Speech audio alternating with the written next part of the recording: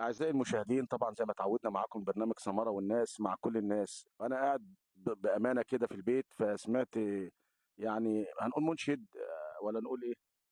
عبد من عباد الله. عبد من عباد الله. سمعت صوته جميل قوي، يعني بجد من أجمل الأصوات، يعني يمكن أجمل من أصوات كتير في السوق قوي. فنسمعه بإذن الله. عرف نفسك بالسادة المشاهدين. محمد عطية. محمد منين يا محمد؟ الحمو. من الحمول. طب أنا سمعتك كنت بتغني، بتقول حاجة جميلة قوي. سمعنا بقى. عين.